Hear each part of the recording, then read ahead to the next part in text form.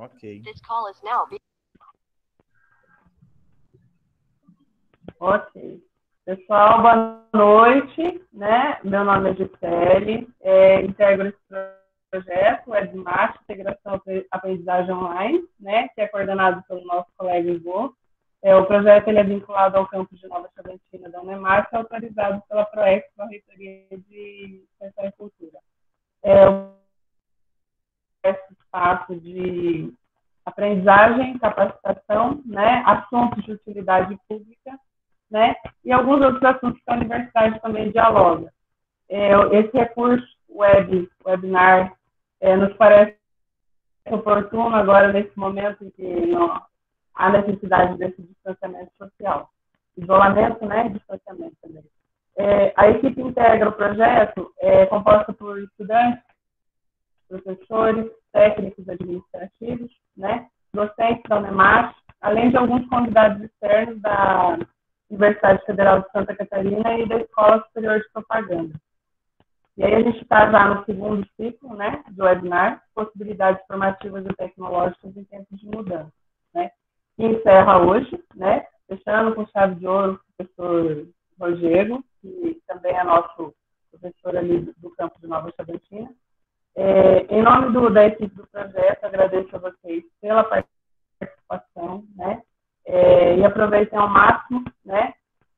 Antes de iniciarmos o nosso webinar, pedimos que sigam as ações do nosso projeto no Instagram, né? Também temos um site onde disponibilizamos todo o material, slides, palestras, e posteriormente também a gente vai fazer a divulgação das webinars gravadas individualmente para os participantes.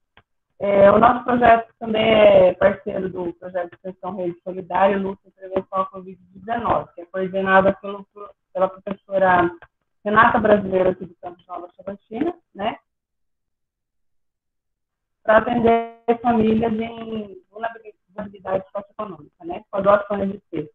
Então, eles arrecadam alimentos. No nosso site também tem todas as orientações, conta para quem não puder doar fisicamente o alimento, tá? Solicitamos também que mantenham o microfone e câmera desligados, né, durante a explanação do professor. E, nesse primeiro momento, ele vai nos mostrar o que ele planejou da nós, e no segundo momento estaremos abertos a dúvidas e perguntas, certo? As apresentações já serão disponibilizadas e certificados também serão disponibilizados no site, né? Ao final, assim que a PROEC liberar para a gente vai estar disponibilizando para vocês. Não esqueçam de preencher a lista, né, de frequência, né? Que vai estar disponível no chat durante a webinar. Aí, agora eu vou chamar o professor Valdiego Siqueira Mello, alguns já conhecem ele aqui do campus, né? Ele é mestre em matemática pela Universidade de Brasília, graduado em licenciatura de matemática também pela Universidade Federal de Mato Grosso, campus do Araguaia, e atualmente, né, é professor do Centro Universidade Catedral e professor aqui do campus de Nova Chavantina também, lecionando estatística, probabilidade, que é a área dele, responsabilidade. Professor Valdiego, é com você. Ótimo webinar para você e para nós também. Obrigada.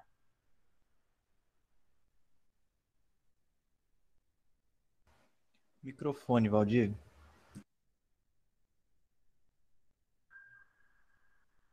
Microfone, Valdiego. Pronto, agora sim.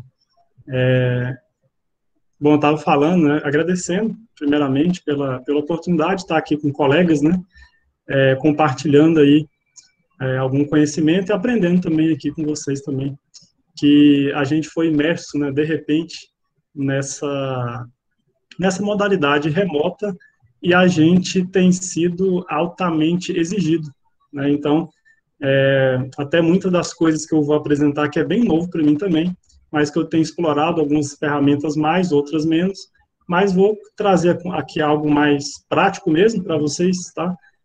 Para a gente conversar, né, eu quero também saber, né, de vocês, como vocês estão lidando, né, com esse momento, quem é professor aí, né, na rede, né, ou em alguma universidade, como que está sendo aí para vocês, né, o que vocês têm usado de ferramenta, né, ou alguma crítica, né, em relação a alguma ferramenta, esse excesso de ferramentas que a gente que tem aparecido para a gente utilizar, né? Que às vezes tem que pensar bem a forma que ela vai ser utilizada também. Mas, em geral, sou bem favorável nas ferramentas que a gente tem disponível, e vou trazer aqui algumas, tá? Que eu separei aqui para vocês. A gente pode conversar depois formas, né, alternativas, se alguém já usa de alguma maneira, né, alguma ferramenta, que eu sei que tem uma quantidade, uma infinidade de ferramentas que vocês podem estar compartilhando também. Bem, então vou apresentar aqui minha tela. Aí vocês me dão um retorno, por favor, se está ok.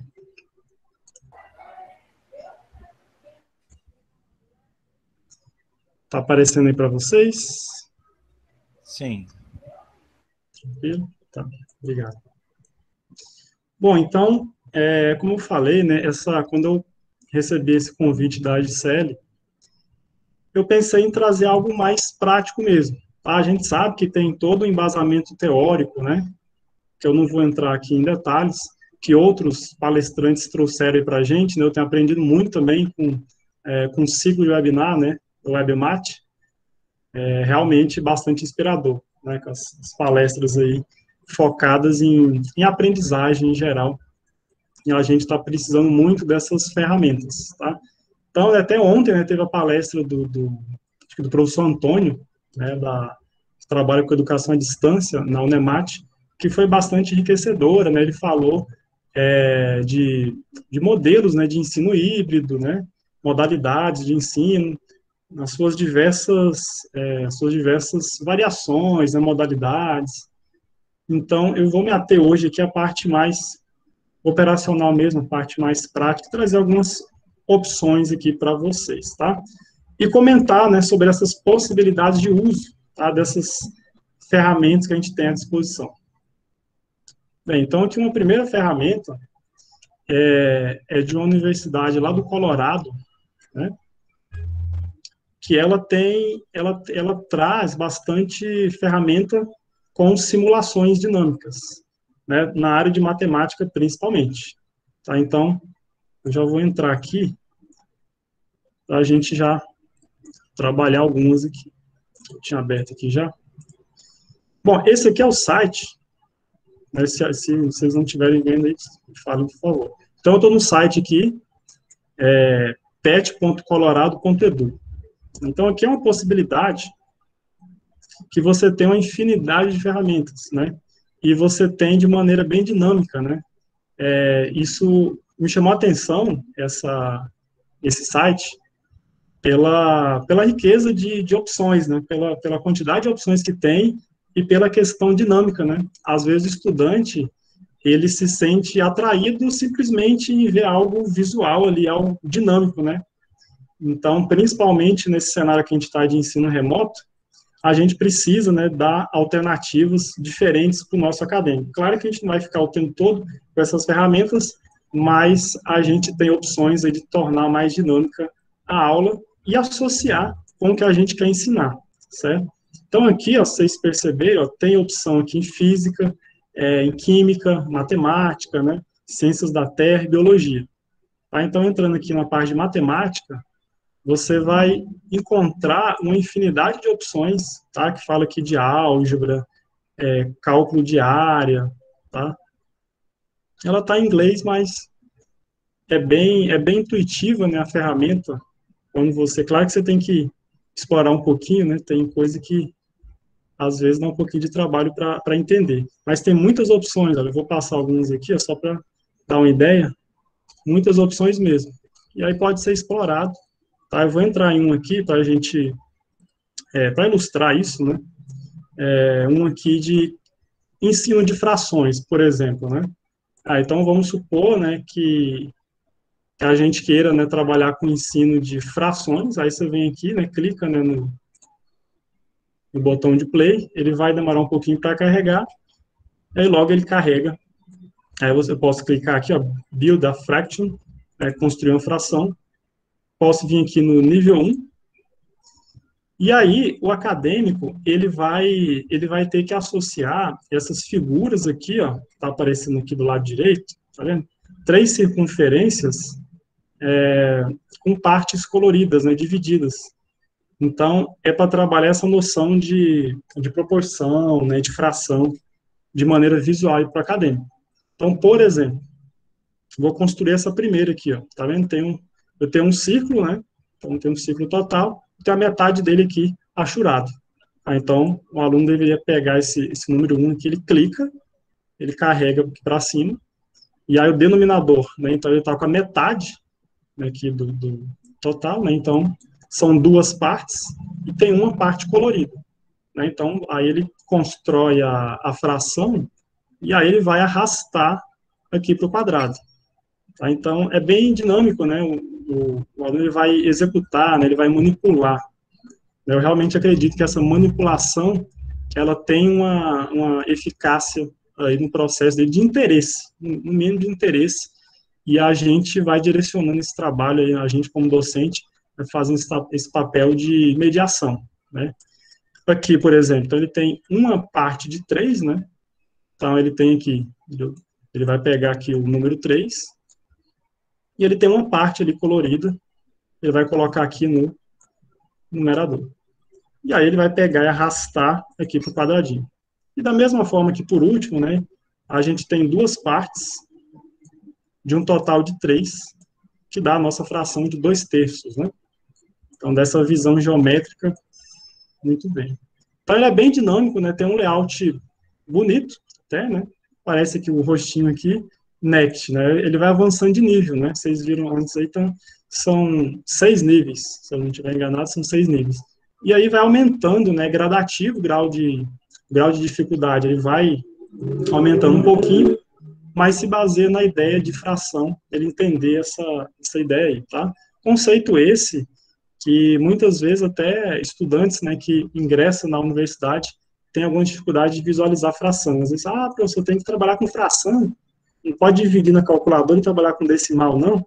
Às vezes eu falo que não pode, porque muitas vezes a pessoa vai ter lá uma fração tipo essa aqui, ó, né? 1/3, aí ele vai associar com essa primeira aqui, certo?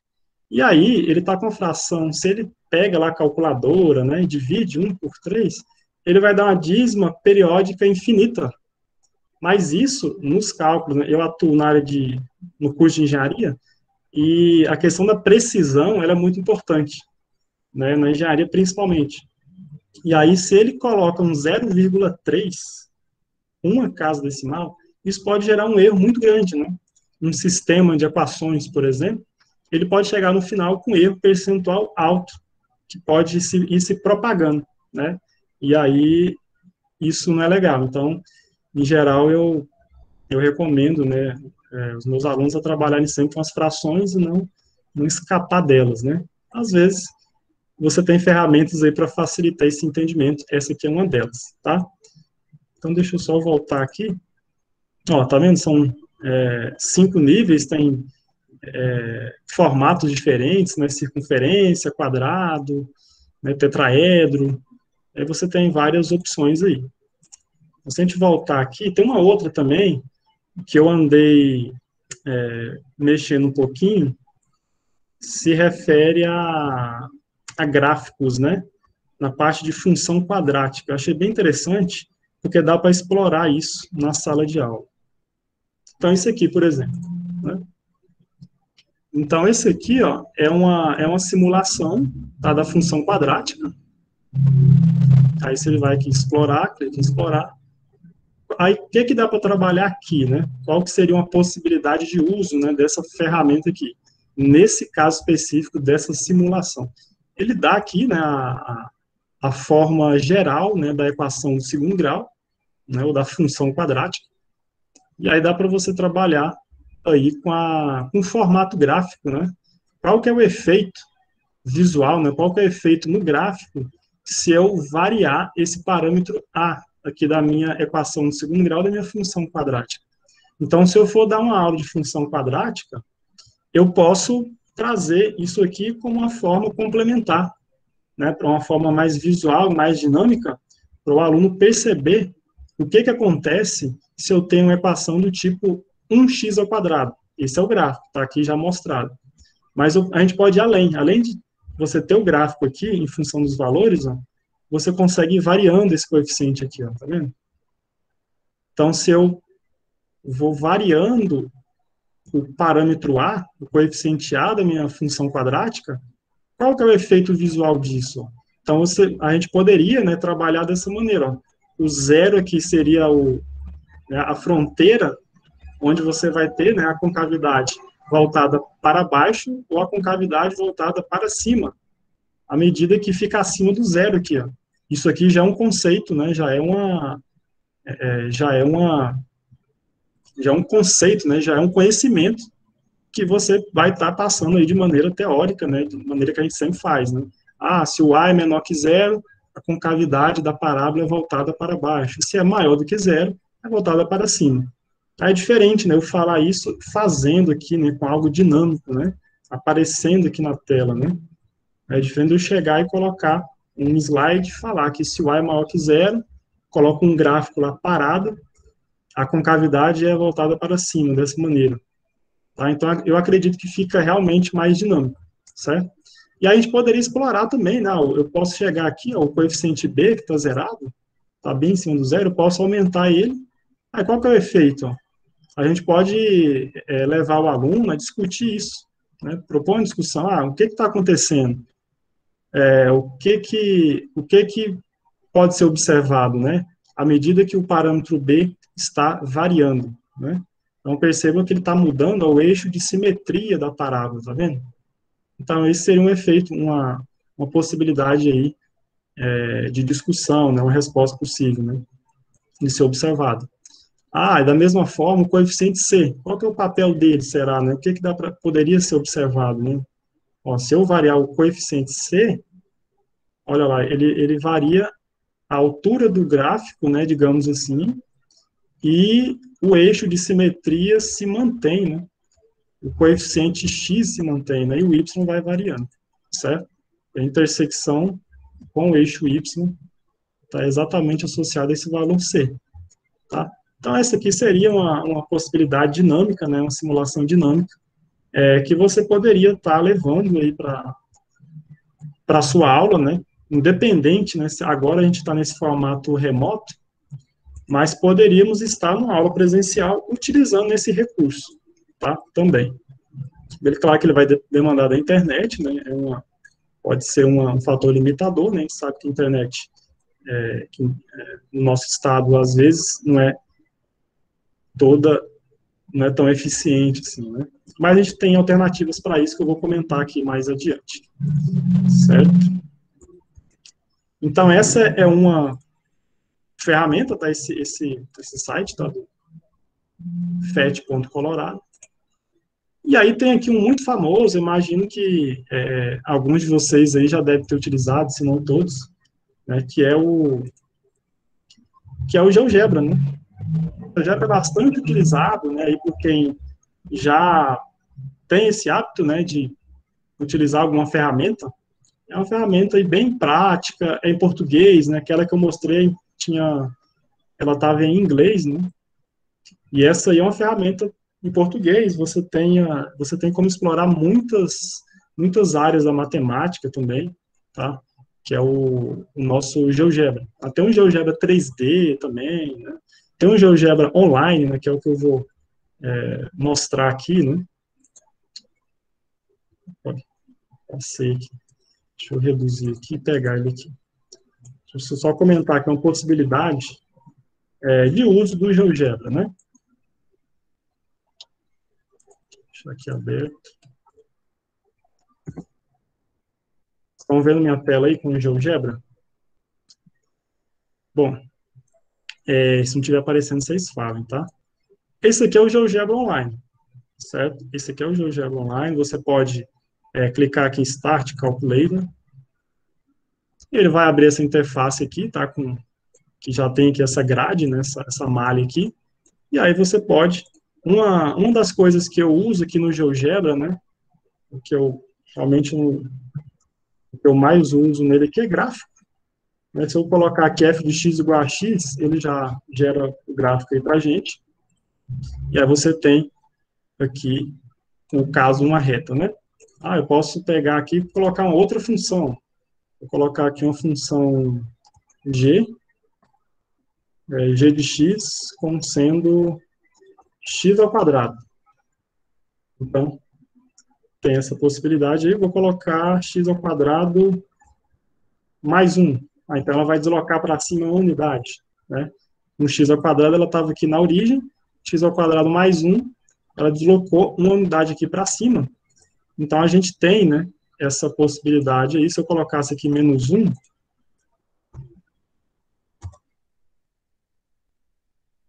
eu teria essa configuração aí, tá? E aí dá para explorar nessa questão, a questão gráfica, né, da mesma forma que eu mostrei no outro, naquele site, né, com a simulação dinâmica. Aqui também, no GeoGebra, você tem opções de explorar, assim, bastante ferramenta, tá? Mas uma das que realmente que eu costumo utilizar aqui é a parte de gráfico, tá? Aqui o Cleaver brincou aí das integrais, né? Aqui dá para explorar, né? Aqui no caso do ensino superior, daria para explorar aqui a área entre curvas, né? Daria para brincar com isso também, certo? Mas de maneira bem tranquila, né? No ensino básico, a gente consegue explorar aí, né? Algumas questões, né? Alguns conteúdos envolvendo essa parte gráfica, né? Na geometria analítica ou na parte de cônicas também, tá? Então aqui só para trazer essa possibilidade aí para vocês e mostrar. Deixa eu ir lá, que eu acho que vai ficar até apertado o nosso tempo aqui. Vou voltar para cá. Bom, uma outra possibilidade aqui, agora pensando aqui nos anos iniciais, né, do ensino básico, esse site aqui, efuturo.com.br, ele traz também várias possibilidades, é como se fosse uma rede social, certo? O professor acessa, ele pode colocar, né, a produção dele, disponibilizar aqui, ele faz um login, tá? Mas você pode usar no site tranquilamente, sem precisar fazer login. Só se você for postar alguma coisa, aí você pode explorar melhor. Então, vamos entrar aqui nele, efuturo.com.br, aqui tem uma área aqui logada, que dá para fazer um cadastro, explorar mais. E aí, basicamente, são jogos, tá? Eu acredito que, acho que do primeiro ao quinto ano, talvez vocês consigam descobrir aqui maneiras, né, de utilizar isso nas aulas, tá? Ou quem quiser simplesmente explorar, né, às vezes você que é estudante, quiser explorar alguma ferramenta dessa, né, é uma possibilidade também, tá? Eu vou colocar um aqui, ó, do antecessor e sucessor, é bem básica mesmo, tá? Então, realmente para os pequenos, né?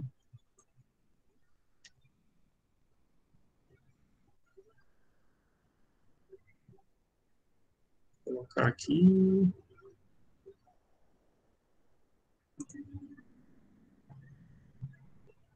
Clique aqui para jogar.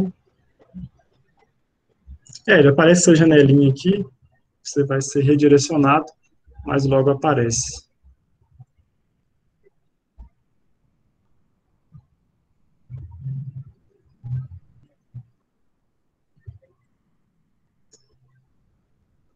Vamos supor aqui que a gente vai estar lá começando, e aí ele pergunta, qual que é o antecessor de 51? Né? Então, para uma criança, né, que às vezes não tem essa noção tão clara, né, ela pode explorar essa ferramenta aqui e ela vai mexer, né, ela vai manipular isso, né? Então, eu acredito que essa manipulação tenha também aí um efeito positivo, né? Qual que é o antecessor de 51? Aí ele vem aqui, parabéns, né? Qual que é o antecessor de 34? Vamos supor que ele colocou, sei lá, 35. Aí ele faz um barulho e dá o xizinho aqui, né, se ele se confundiu. Tá? Então, é uma noção bem básica, mas que para as séries iniciais é uma possibilidade aí para ser explorado. Tá? E tem uma infinidade de possibilidades aí também, tá? Que dá para a gente gastar um tempinho explorando, certo? É um site colaborativo, tá bem bacana, achei legal as opções que ele trouxe. Explorei algumas possibilidades aqui. Beleza? Então, esse é o eFuturo. E aí, continuando aqui, agora vou comentar um pouco sobre...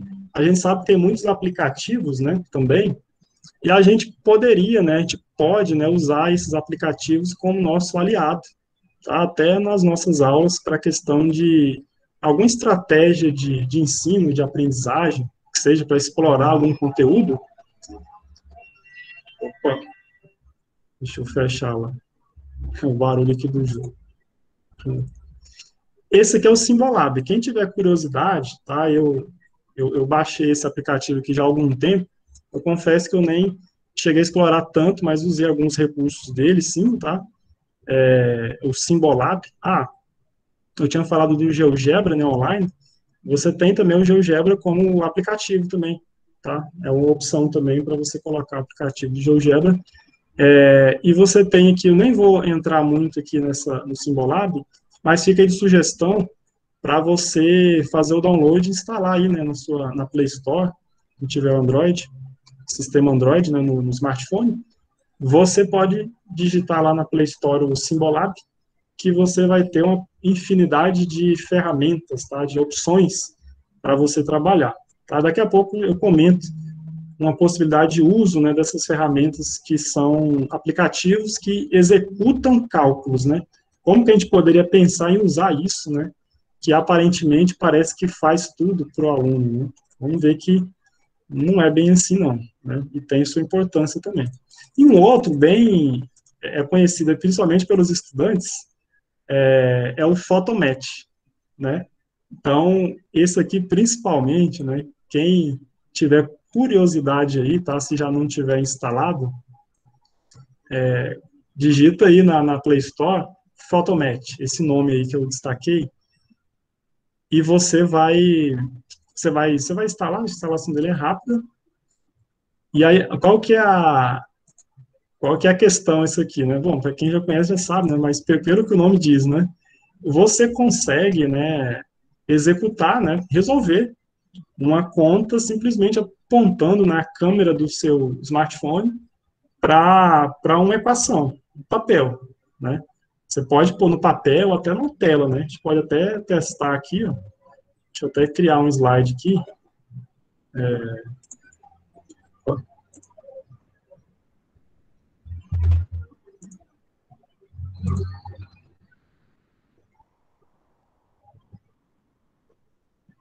Pode ser isso. Então, vamos supor aqui que eu vou... Então, quem já estiver instalando aí, instala, vamos testar aqui. E vocês me falam aí se vai dar certo. Vamos colocar x², vou colocar aqui y, que é igual a x² menos 4x mais 3. Por exemplo, então, deixa eu até maximizar isso aqui. Essa é a equação, né? Deixa eu colocar aqui do slide atual. Então, é o Photomatch, né? Quem aí tentou baixar ele, né, ou até já tem ele instalado, eu acredito que se você apontar a tela dele para essa equação, ele vai fazer um monte de coisa, vai te dar um monte de possibilidade de resolução. A resolução mais básica, né, que ele deve mostrar para você é o cálculo das raízes da equação do segundo grau. Né? Então, é o Photomatch, né? Digita na Play Store e se aponta a câmera do seu celular aí pro seu computador, né? Se você não tiver no celular, né? Aí facilita para você. Você só aponta a câmera do seu celular para essa equação. Ele vai te dar as raízes, vai te dar gráfico, né? Então, é uma possibilidade, tá? Ele dá conta da resolução passo a passo, certo? Nessa daí. E aí a pergunta, né, que a gente faz, né, olhando assim pro lado do aluno, é uma facilidade muito grande, né, porque ele vai ter a resolução que o aplicativo vai dar passo a passo, ele não tem nem que digitar, né, o aplicativo capta a imagem, e oferece, né, possibilidades de resoluções, e lá tem um passo a passo na conta. E aí eu deixo aí como reflexão, né, nessa parte, né, como que a gente poderia usar uma ferramenta dessa como nossa aliada? Será que é possível? Ou será que ela só vai atrapalhar, né, o nosso processo, né, de aprendizagem, porque o aluno vai ficar acomodado, não vai querer fazer a conta? Então, até queria colocar isso aí para a gente discutir, né? Até que ponto um aplicativo dessa maneira, que você simplesmente aponta a câmera dele, ele oferece uma infinidade de possibilidades de resolução, cálculo de raiz, nesse caso, gráfico, né? Então, eu fico aí para a gente debater depois, né? Possibilidades de abordagem utilizando esse aplicativo ou o Symbolab, né? Como que a gente poderia proceder e usar elas nas nossas aulas sem criminalizá-las, né, digamos assim, né? Será que seria possível? Certo? Então, essa daí eu vou deixar mais para discussão, tanto no caso do Symbolab, quanto no caso aí do Photomat, tá? Para quem não pegou aí o nome, né? Esse nome aí. Quem ainda não conhece, instala para você explorar um pouco mais, tá? Uma ferramenta bacana, bem eficiente. Bom, e aí depois eu retomo, que eu vou retomar essa discussão aqui, tanto do Symbolab ou Photomat, se alguém conhecer algum outro aplicativo desses aí que são de resolução, que deixa algo tudo pronto, né? Vocês colocam aí no chat também para a gente conversar depois e ver se eu conheço também para a gente debater, tá? Possibilidades de uso usando esses aplicativos, se alguém já usou, né, em aula, né? Ou se tá aí fugindo de usar, com medo dos alunos usarem só para copiar tudo. Bom, e aí agora aqui, ó, avançando um pouco mais, eu acho que o meu tempo também já está avançando, mas vocês podem me interromper aí, ô Gisele. Eu vou tentar finalizar aqui no Scilab, que eu acho que o meu tempo já deve estar quase acabando, e ele é um pouquinho mais demorado para mostrar aqui as ferramentas, né? Depois no final, eu posso mostrar também algumas. A forma que eu costumo utilizar aqui o Scilab, eu uso na parte de sistemas especificamente, tá claro que ele tem uma infinidade de possibilidades, mas o Scilab, para quem já é mais dinâmico, né, imagino que o Cleaver, o André ainda devem conhecer, né, esse software, o Scilab, scilab.org. Você pode instalar ele, deixa eu clicar aqui, acessar. Quem não conhece, vou acessar aqui também.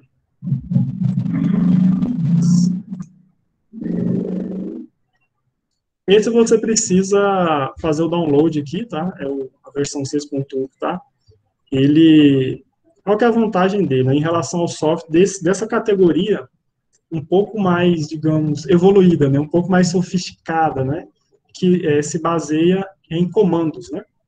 Então, para quem, né, quer ter essa abordagem, né, quem já conhece, né, já usa, fala aí também, mas é um software que é um pouco mais, tem uma linguagem um pouco mais robusta, né, porque ele se utiliza de linha de comando. Quem digita aí no Tex, né, tem um editor no Word, né, e tem o editor Tex, né, que é um editor muito bom, que na minha visão é muito melhor do que o Word, né, que faz apresentações muito boas também, o Tex, né, o pacote Tex. Só que ele é por linha de comando, então às vezes isso complica, né, um pouco para o professor, né, para a gente, né, eu confesso para mim que também foi complicado aprender aprender um pouquinho dessa linguagem, né, até hoje estou aprendendo, mas para quem, né, tem essa vontade de explorar mais, eu deixo aí como uma possibilidade também, certo?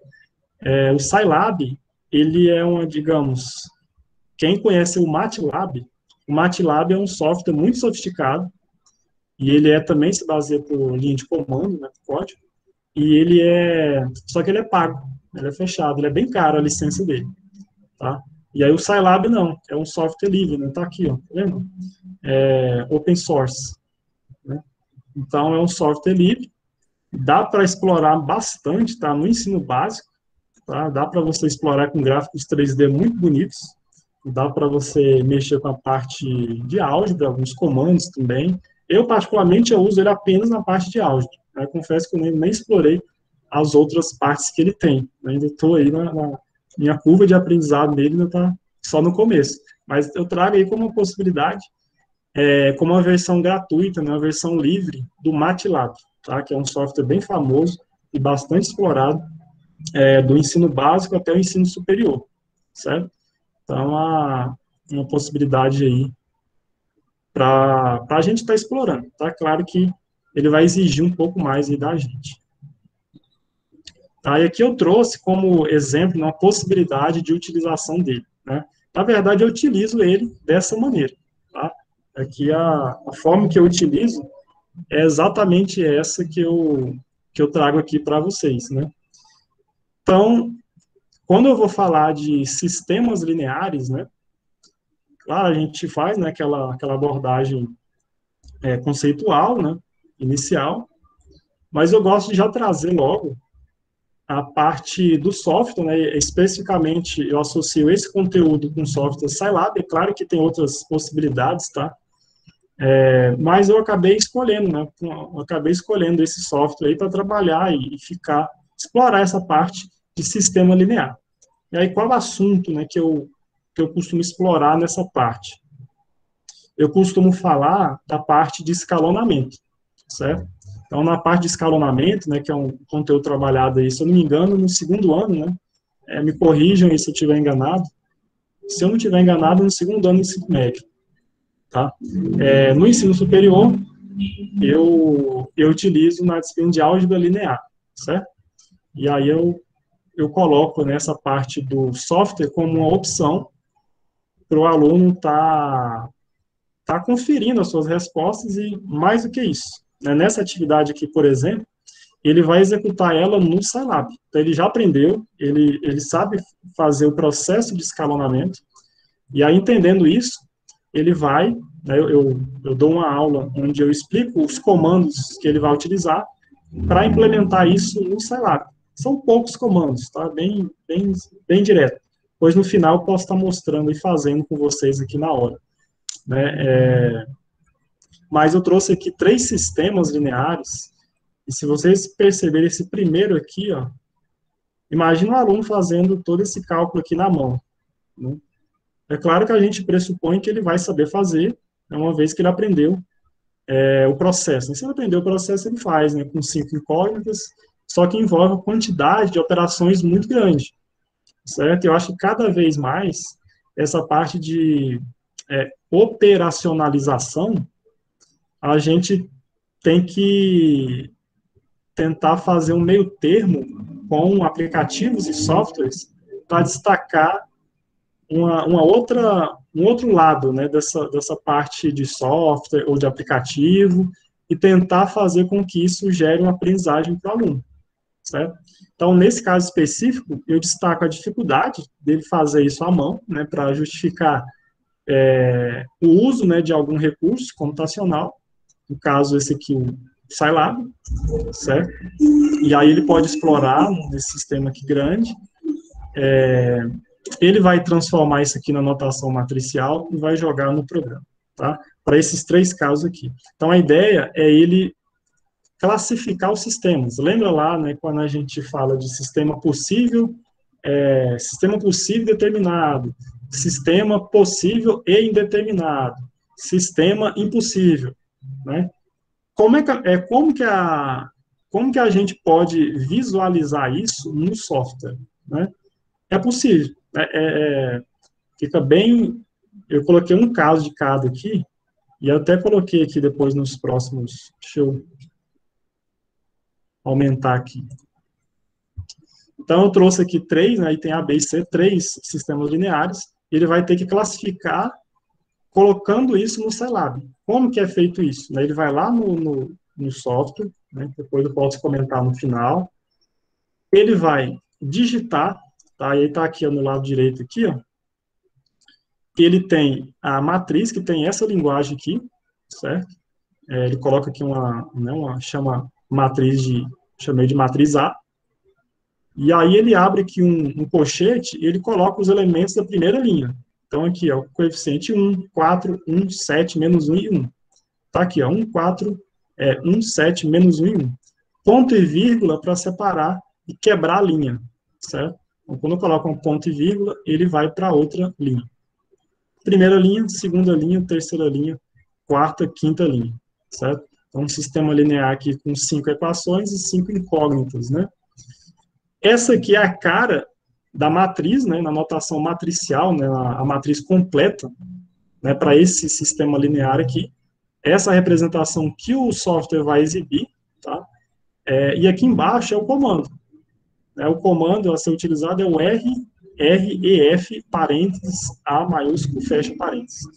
E aqui tem que ser rigorosamente igual o que foi digitado aqui. Ó.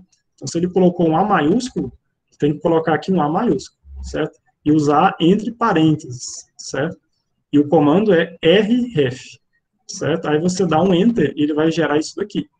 Então, isso daqui, ó, já é a matriz escalonada no formato, né, num formato que a gente fala de, eu chamo isso aqui de forma escada, tá? Alguns livros falam assim também, forma escada, quando você tem aqui no seu processo final do escalonamento, você fica com 1 na diagonal e 0 no restante. Então, se eu olhar aqui para essa matriz do lado esquerdo, aqui, né, tirando aqui a última coluna, eu tenho uma matriz 5 por 5. Né? Quem recordar, isso é chamado de matriz diagonal. Né? Ela é uma matriz triangular superior e inferior, matriz diagonal, com diagonal unitária. Tá? E aí, nesse caso, o aluno já vai saber, a gente vai ter comentado isso antes, que essa última coluna aqui, ó, ela já é a solução do sistema linear, certo? Então, você tem essa configuração aqui. Quando ele vai tirar da representação de matriz, nesse formato aqui, ele tem direto. x1 dá 6,556, o x2, ó, que está aqui na segunda coluna, x2, terceira coluna, x3, x4, x5 na última coluna. Então, ele tem um valor das 5 incógnitas, né? De x1 até x5, certo? E aí, ele observando isso aqui, ele iria falar, será que é um sistema possível e determinado? É um sistema possível e indeterminado? É possível e determinado ou impossível? Certo? Então, essa classificação ele poderia fazer simplesmente olhando, né? Então, o foco aqui não seria o operacional, né? Seria ele entender o que é um sistema possível e determinado, tá? No caso aqui, ele teria um sistema possível e determinado, porque ele teria uma única solução, tá? Então, essa configuração seria de possível e determinado. E aí, um outro exemplo, ele iria fazer o mesmo procedimento, ele ia colocar lá a matriz B, lá no GeoGebra, tal, ia dar essa configuração aqui, né? Chamei de B, para não misturar com o exemplo anterior, né? O comando é o mesmo, REFB, que é o B entre parênteses. Olha a configuração agora aqui, como que mudou. E aí, pessoal, quando ele olhasse para essa matriz completa aqui, ó, aqui embaixo, ele iria voltar para a representação de sistema, né? Então ele ia escrever, né, x1 mais 0,5 x4, que é igual a 0. x2 mais 0,5 x4, que é igual a 0. x3 menos 0,5 x4, que é igual a 0. E na última linha, é aqui que está o ponto que ele deveria, né, que a gente espera que seja observado, né, por parte do aluno. Né? Quando ele escrever, aqui, ó, como está zerado, todas as colunas aqui, né, as 4 primeiras colunas, que se referem às incógnitas x1, x2, x3, x4, o que ele iria escrever? Né? Ele ia escrever que 0x1 mais 0x2 mais 0x3 mais 0x4, que é igual a 1. Então, nesse momento aqui, olhando para essa última linha, ele iria perceber algo contraditório. Iria chegar em 0 igual a 1. Mas 0 igual a 1 não faz sentido, né? Pelo menos no conjunto, né, de números reais, que é o que a gente trabalha bastante, né, no ensino básico, no ensino superior também. Nesse conjunto, 0 é diferente de 1. Claro que tem casos aí, né, que a gente poderia pensar que você poderia ter 0 igual a 2, 0 igual a 4, enfim, mas aí é outra questão. Mas, enfim, 0 não é igual a 1. né? Em geral, não é igual a 1, né? Então, como isso não ocorre no conjunto que a gente trabalha de números reais, certo? A gente vai dizer que é impossível disso acontecer, né? Isso aqui é impossível acontecer. Então, a classificação seria de sistema impossível, certo? Então, ele iria, né, dar essa resposta baseado no formato final aqui, né, observando que o sistema resultante, né, após o processo de escalonamento, impossibilita que ele chegue em algo coerente. Tá? A última linha torna impossível ele chegar em algo que faça sentido, certo?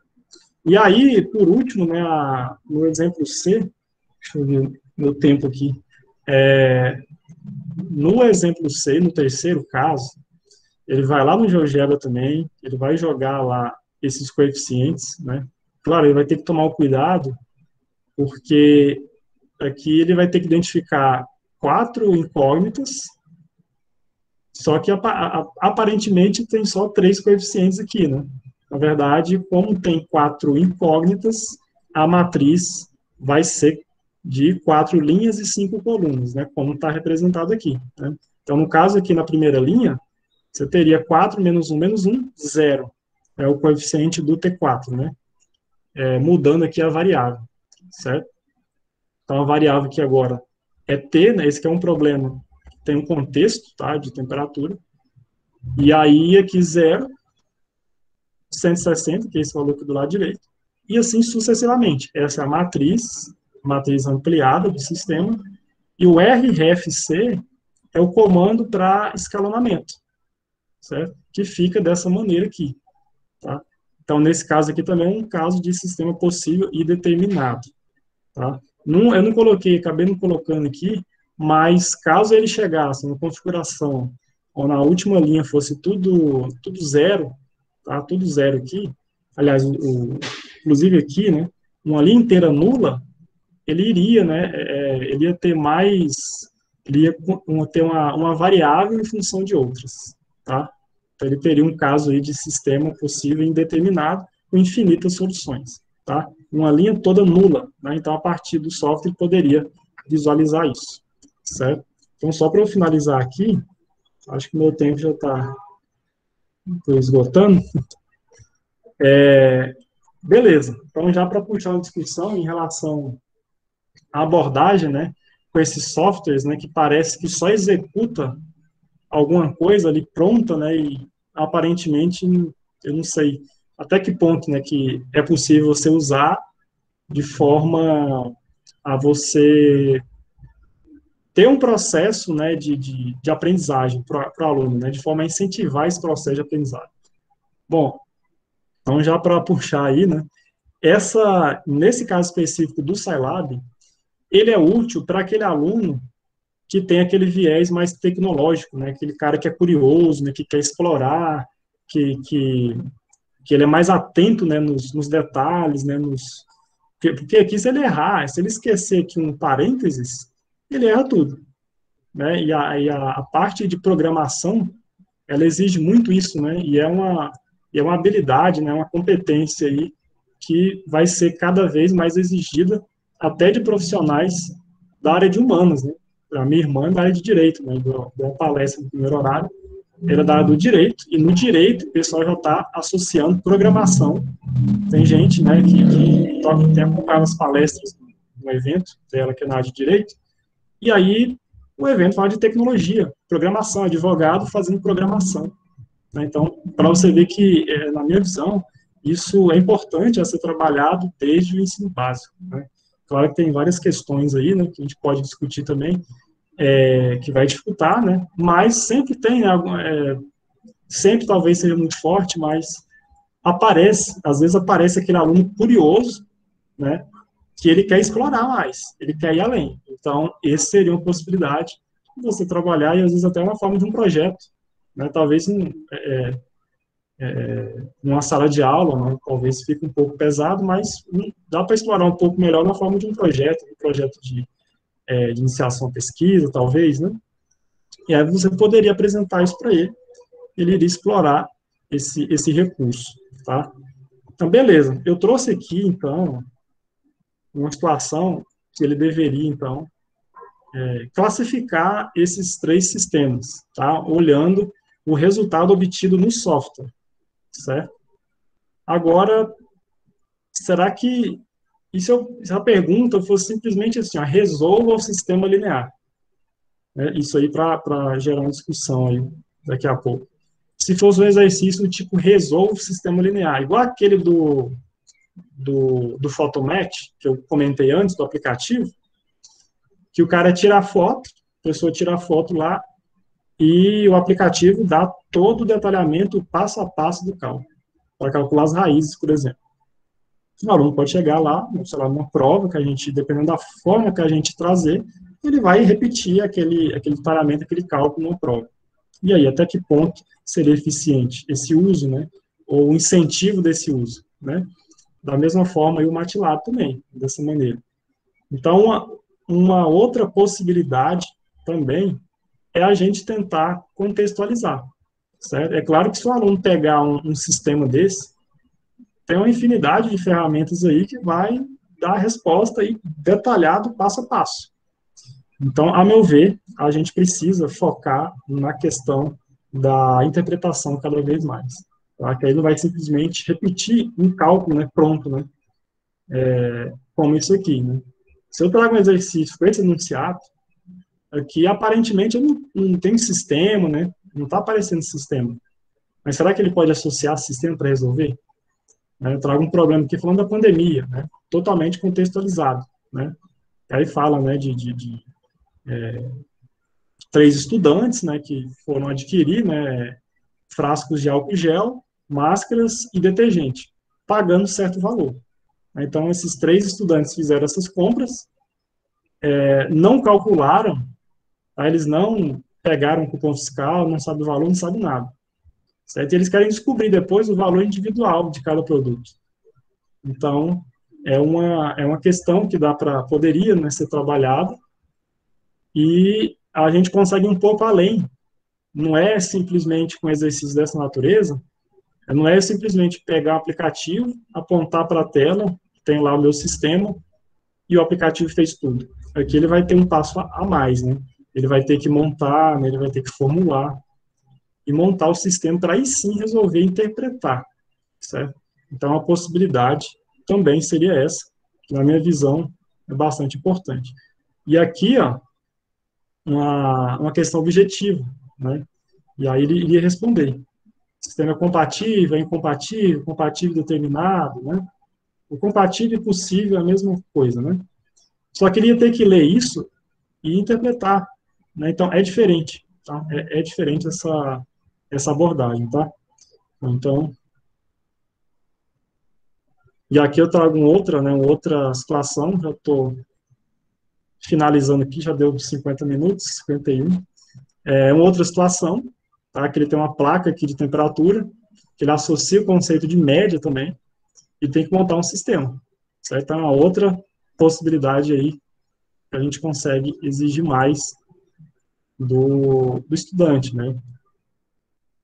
Ele iria responder aí, ó, a soma das temperaturas T1, T2 e T3. Não era nem a solução, né? Não é uma resposta óbvia, né? Outras ferramentas úteis, aí só para rapidamente aqui, até mostrar um pouco mais, é só comentar. PowerPoint. PowerPoint é uma ferramenta muito útil. A gente pode usar nas nossas aulas. O PowerPoint 2019 faz gravação. Eu tenho usado nas minhas aulas. Né? Google Forms, Google Formulário. O professor Clive, né, trouxe aí uma abordagem bacana aí, né, todos os pacotes Google, né, formulário, Google Docs. Então, tem explorado também bastante o Google Forms, possibilidade de você usar até possibilidade de sala de aula invertida, né, usar a metodologia ativa, Google Forms. YouTube, né, você poderia gerar um vídeo para o seu aluno, mandar para o YouTube e colocar no seu arquivo de PowerPoint, você poderia disponibilizar, né.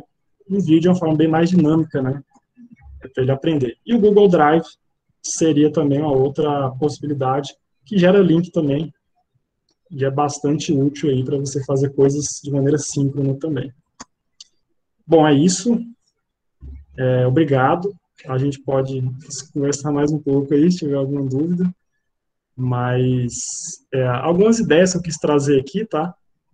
Não, claro que não se limita a isso, né? A gente está aprendendo constantemente, mas a gente vai explorando isso aos poucos, né? Sem desespero, né? Não tem como a gente aprender tudo de uma vez, né?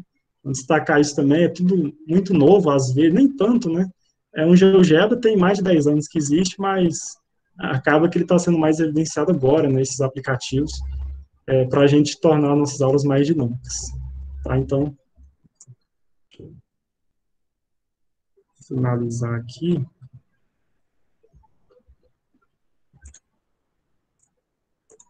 Parar aqui.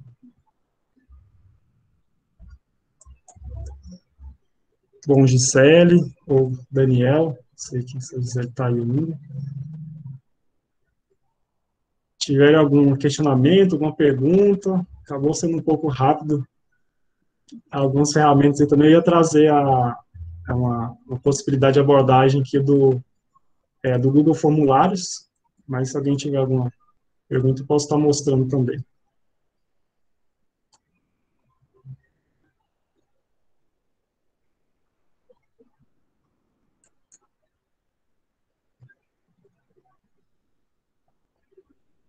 A Gisele está aí, Gisele, acho que a Gisele caiu, né?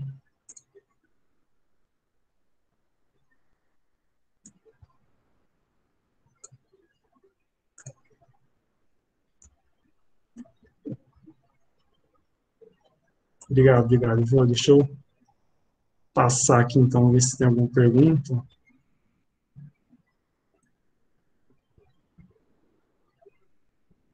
O Jonathan, meu amigo Jonathan, tá aí, firme e forte. Deixa eu puxar aqui desde o início aqui, que aí eu vou respondendo aqui alguma questão, algum...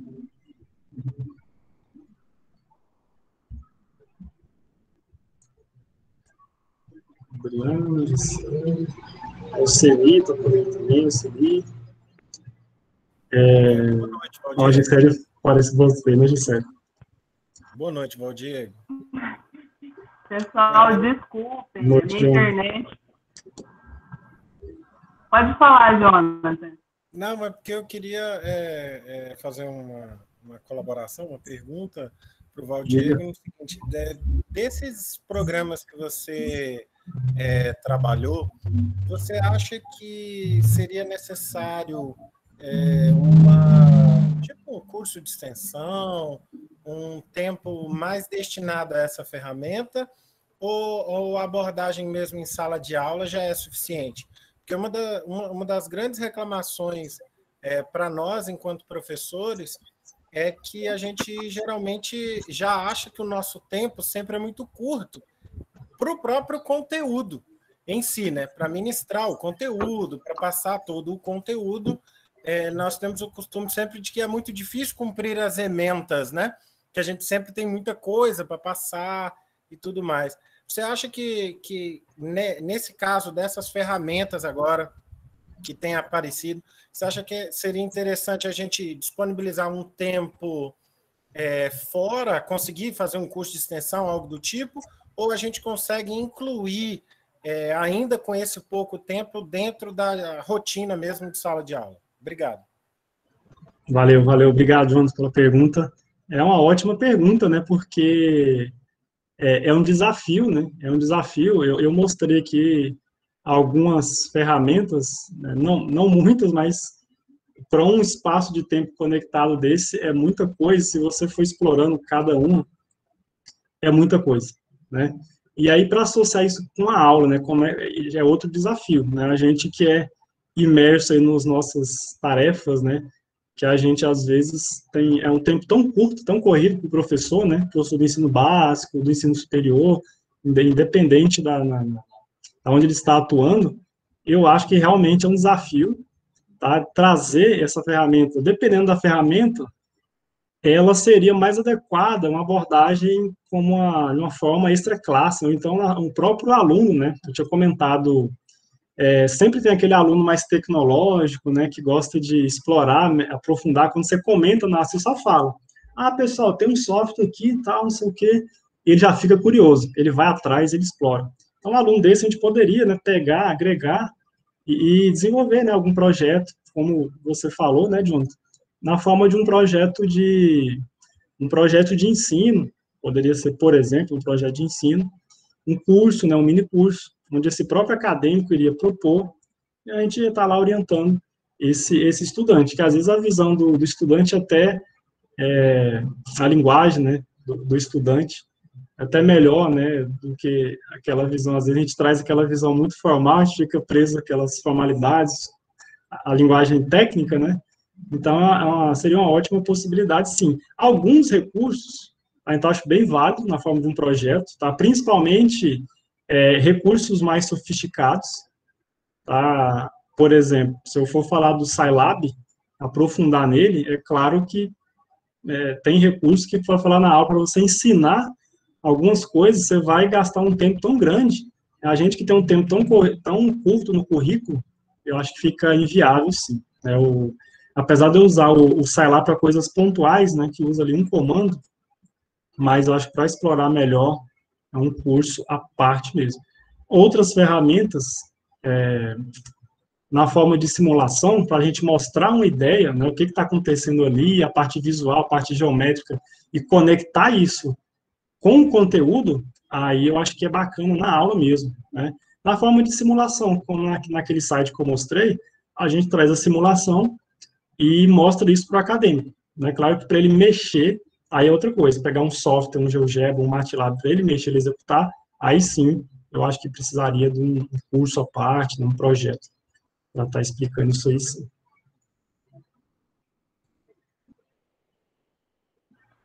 Gente, me perdoem, a internet caiu várias vezes aqui, eu fiquei até preocupada aqui. Se eu perdi alguma dúvida de vocês, estou te ouvindo bem, por favor, agora. Abre o microfone, pode perguntar direto para o Diego. Eu achei muito interessante as ferramentas, Diego, que você mostrou para a gente hoje.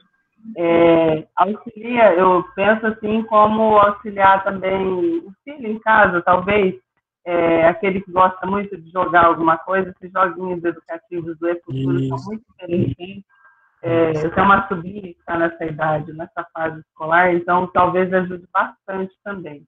E aí, para a galera do ensino médio também, dar uma força, um auxílio, né? Eles estão tendo que estudar em casa, né? Nem sempre a dúvida é respondida, talvez naquela hora que ele está mexendo ali com tarefas, exercício. Talvez auxilie nesse sentido, mas realmente é uma coisa a ser pensada no até que ponto que a gente pode, né, incluir e usar e quanto, né, desse uso dessa tecnologia também, né, em auxílio, né, é uma coisa que a gente tem que fazer uma reflexão, que eu acho que não vai resolver agora ainda, vai ser, lógico, a gente tem que discutir, né, mas para que no futuro a gente tenha, assim, o auxílio dessas tecnologias, né, elas vieram para ficar e não tem como fugir disso, né. Sim, mais algum comentário, alguma pergunta? Sem dúvida. O comentário que você fez aí, isso é muito, muito pertinente, é a minha preocupação, né? De não só trazer, nossa, que legal, minha aula é legal, eu trouxe um software que mostra lá alguma coisa balançando, indo para um lado para o outro. Não, isso não é nada, né? Se eu não conectar isso aí, fazer sentido com o conteúdo, o aluno, ele é esperto, né? Ele vai perceber, não, o professor está enrolando, hoje é dia de brincar. Ele fala assim. Então, a gente tem que tomar muito cuidado. Não é fácil, é uma tarefa, a gente tem que se reinventar, né? E se você usa o tempo todo na sala de aula, cai na mesmice, né? Cai no mesmice. O aluno vai falar que você está enrolando, igual o Jonathan comentou. Isso demanda um tempo também da aula, né? A própria ferramenta. Né? Com certeza. Gostaria de agradecer você imensamente, né? Eu vou repetir as palavras da Adriane, que postou aqui, Adriana, desculpe, que eu gostei de tudo que foi apresentado, realmente é algo, e eu acho que o espaço da Webmaster é justamente para a gente conhecer um pouquinho aquilo que a gente não tem nem ideia que existe, né?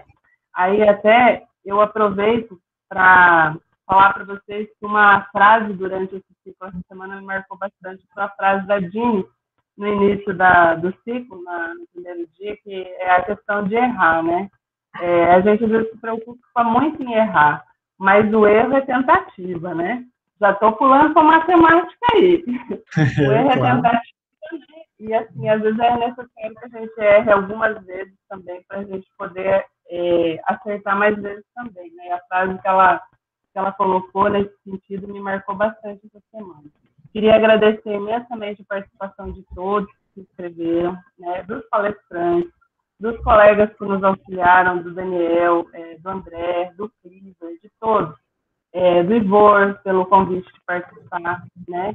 E espero que o próximo ciclo seja bem benéfico como foi esse para mim também. Pessoal, peço também que vocês, por favor, preencham as avaliações, né? Façam sugestões, né? O que o Diego apresentou hoje para a gente foi uma sugestão, né, das fichas de avaliações, né, e até eu meio que dei uma sugestão assim para ele, né, e ele comprou, eu falei, beleza, então tá Tamo ótimo. aí. Muito obrigada, Diego, por tudo, né, pela palestra, obrigada aos participantes, né, e aí, infelizmente, o Ivor não está presente porque ele está em aula com a gente, né? E aí eu faço o encerramento do nosso ciclo hoje, agradecendo vocês, né? Desejando a vocês um ótimo final de semana, né? E espero que vocês nos sigam e participem do terceiro ciclo também com a gente. Muito obrigada, tá? Valeu, obrigado também. Valeu, gente. Muito obrigado. Obrigado pelo convite, obrigado, Ivor. Agradeço o Ivor aí. Muito gratificante estar aqui e a gente está disponível também, tá, para outras, aprofundar, né, alguma ferramenta específica, estamos à disposição sempre. Valeu, Rogério. Obrigado mesmo. Então é isso, né? Daniel, podemos encerrar a gravação já, né?